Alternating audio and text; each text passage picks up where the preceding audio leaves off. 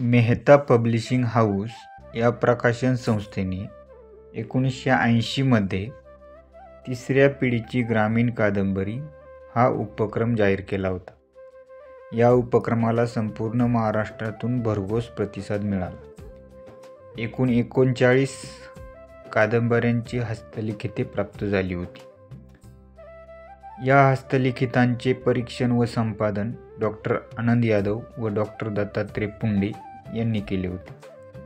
जवळपास वर्षभर डॉ. यादव व डॉ. पुंडे यांनी या उपक्रमामध्ये प्राप्त झालेल्या हस्तलिखितांचे परीक्षण केल्यावर त्यांना फक्त हाल्या हाल्या दूध दे या बाबाराव मुसळे यांच्या एकमेव हस्तलिखिताला कादंबरीचा दर्जा देता आला. बाबाराव मुसळे यांची हाल्या हाल्या दूध दे ही एक वाचनीय कादंबरी आहे. या कादंबरीतील जीवनानुभव अस्सल ग्रामीण आहे.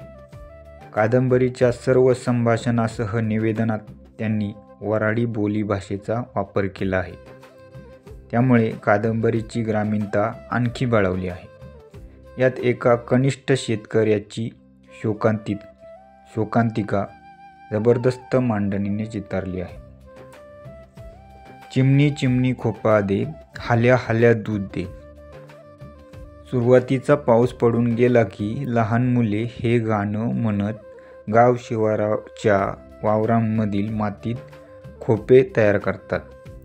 आईच्या अंगावरचं प्यालेलं ओठांवरचं दूध वाळते न वाळते तोच. या गाण्यातल्या चिमणी व हाल्याशी आपली ओळख होते. यातल्या हाल्याकडे आपण दूध मागतो पण तो काही दूध देत नाही. पायावर ओढलेली माती बदडून आपले हात दुखू लागतात, पण या हाल्याला त्याचं काहीच सुखदुःख नाही. मोठेपणी व्यवहारात पडलो की आपण या हाल्याला दोहायचा प्रयत्न करतो. आपण कंटाळतो पण तो काही दूध देत नाही. देणार तरी कसा?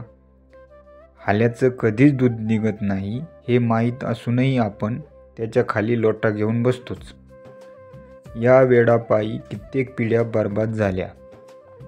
कित्येक माणसे आली आणि गेली, पण तो हाल्या मात्र अजूनही कान टावकारून डोळे वाटारून तुमच्या आमच्याकडे पाहत उभा आहेच.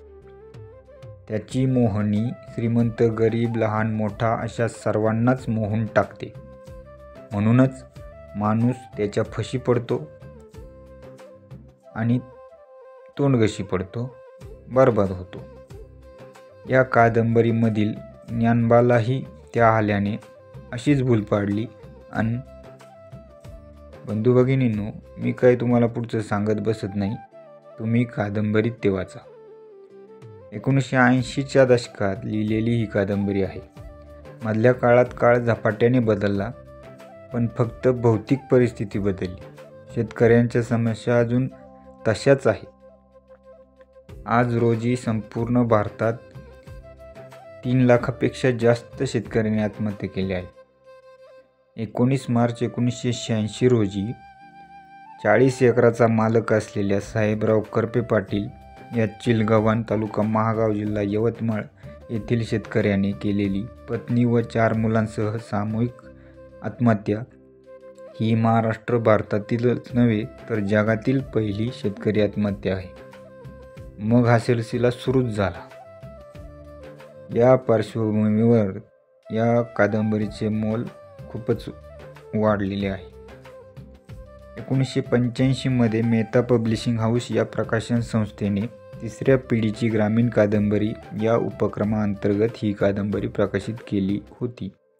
त्यानंतर 2008 व 2009 मध्ये अनुक्रमे दुसरी व तिसरी आवृत्ती अमरावतीच्या बजाज पब्लिकेशन्सने प्रकाशित केली.